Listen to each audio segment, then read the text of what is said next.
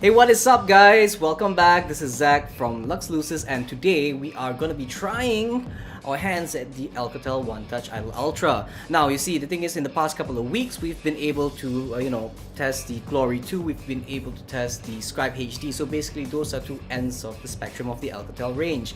Now, this, on the other hand, sits smack in the middle.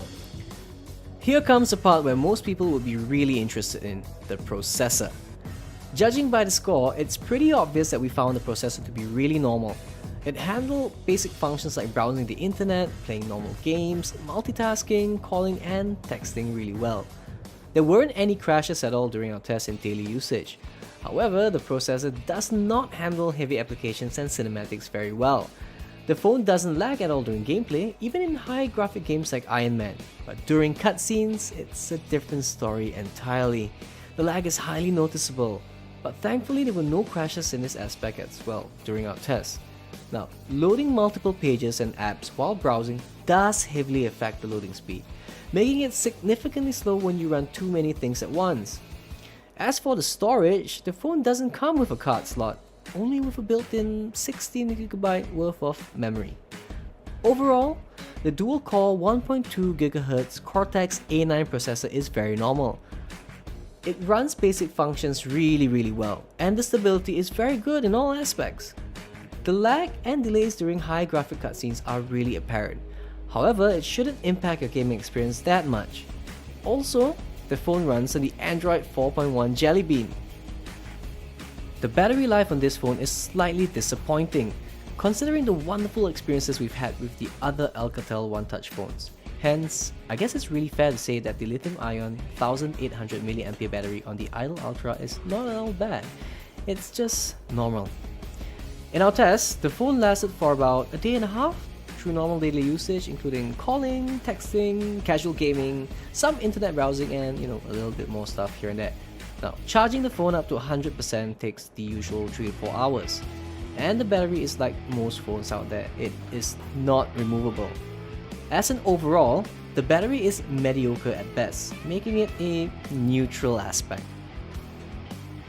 This little ditty is mighty sexy. Now wait a minute, mighty is not the word. Lithely. Lithely. Yeah, that is the word for it. It is lithe and sexy. It's really slim, looks really slick, and paired with a 4.6-inch 720p display, this phone looks really good from every angle. But sadly, that is the only good thing about the hardware. The placement of the ports is rather awkward. The charging port on the top right, power button on the top left. And the worst part about the ports is the plastic lid used to seal it. Not only does it feel flimsy, it's also very annoying when you try to open it, regardless of whether you're in a rush or have all the time in the world. We still feel that it's better to have ports open so that it's convenient for users to charge or plug in the USB. Oh wait, did we say ports? Sorry, the correct word is port. The USB port is, as always, for charging and for connecting to the computer, but this time, also the port for earphones. Yes, this phone does not have the 3.5mm jack for earphones. Not only does the earphones consume the only port of this phone, it also needs a converter to be attached. Things are gonna go missing. In short, you can't use earphones while charging your phone. Now, we realize that it is not often that users charge the phone while listening to music, but it's, nice to have the ability to do so. I mean, I've done it before. The build of this phone is quite fragile. The outer parts of the screen that is attached to the matte body feel very flimsy when pressured or pressed. Even the plastic S3 feels a little sturdier. Now, overall, the phone looks really sexy with its slim, lithe body, but it's quite fragile and feels really flimsy when you apply any form of pressure on the phone. The one port only thing is another problem that we think the users might face as far as the hardware is concerned. Impressive. The display is impressive for obvious reasons. Anyone who looks at it would say the same thing, especially considering the price. The 720 by 1280p 4.6-inch screen packs really vivid colors and really clear and sharp displays. What's even more interesting is that the display isn't even in HD. The display doesn't support HD and yet it's still highly satisfying, or in our term, impressive. It is all more impressive considering the fact that, it only runs on a mere 316 ppi. Specs wise, the Alcatel One Touch Idol Ultra equals to the HTC One X, but in reality, this phone is so much clearer. The protection, however, is a bit disappointing as it's made out of the Dragon Trail glass. Nope, no Gorilla Glass like the HTC One X. However, the touch sensitivity is surprisingly good, considering the price and the flimsy build. We expected the sensitivity to be quite bad, but it turned out alright. Oh, thank God for that. It detects touch smoothly with no lag whatsoever, so typing on this phone is actually quite normal, which is a good thing. Overall, the display is very amazing and impressive despite its low display specs. The color is very vivid, the display is very sharp and clear, and the only setback about the screen is the absence of King Kong in the glass. We feel that if the phone and screen were built a little sturdier, this phone will be so much better.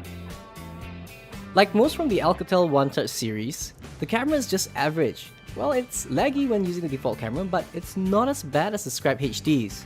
The 8-megapixel camera detects its surroundings quite slowly, but thankfully not so slow that it's annoying. The default camera app is actually quite user-friendly. Editing tools are highly visible and there are a myriad of tools available like scene mode options, exposure control, white balance settings, and the usual capture modes. The picture quality isn't all that bad. Like most from the One Touch series, the camera on the Idol Ultra is mediocre at best. It doesn't focus that well and doesn't have the ability to capture all those, nitty-gritty details, but it's still acceptable. Now, HDR option is available, but it doesn't really make much of a difference. It requires much stability in order for it to work perfectly, hence, it's not exactly applicable in daily usage, unless you want to take that one perfect picture. Video recording, on the other hand, is pretty decent and stable. Not much lag or problems so far, but well, overall though, the camera is mediocre at best. Like the Scribe HD, the Idol Ultra only has one speaker, which is located on the back of the phone. As we've expected from Alcatel, the speaker does handle sound quality pretty well.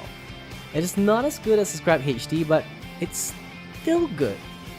Well, pretty much.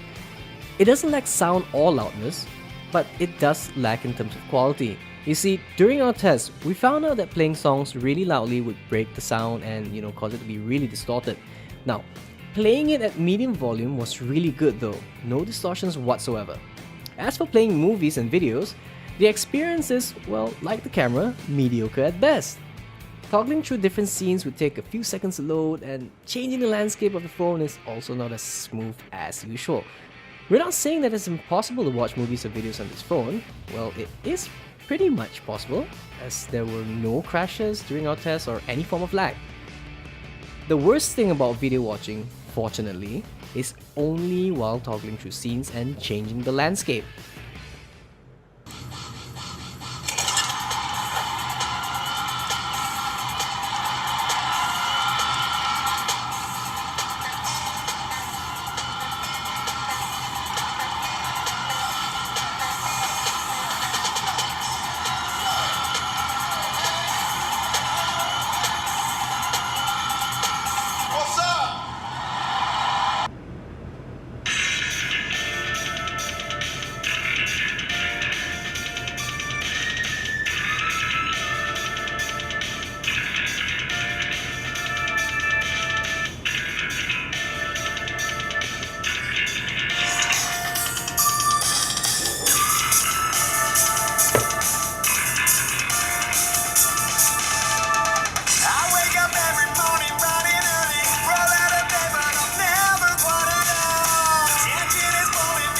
Okay people, we're back and it's finally time for the verdict.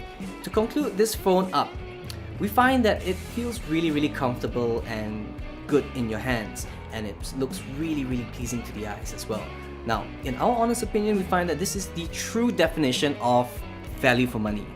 The strongest points about this phone is the fact that it handles a little bit of everything really well. Sad to say, its weakest links are the fact that it has a one port for everything. It feels a little flimsy in your hands. It looks a little flimsy as well. Doesn't have any replaceable batteries. Does not handle high graphics very well. Doesn't load high-end applications quickly enough. Having said all that, if you are looking for a phone that does a little bit of everything and you're in the mid-range kind of guy or girl and budget, then this is honestly the phone for you. It's the right choice. But if you are the techie kind of person that likes high-end specifications, flashy phone, durability and stuff like that, and you have a little bit of extra money to spend, I'd say you might regret buying this phone. Then again, we leave the choice up to you. Go out, test it, play with it as usual, come up with your own verdict. Thank you very much for following us, guys. This is Zach from Lux Lucis. We hope you've enjoyed this review so far. So stay tuned, like, comment, subscribe, share this video, and we'll be back with more to come. Bye bye!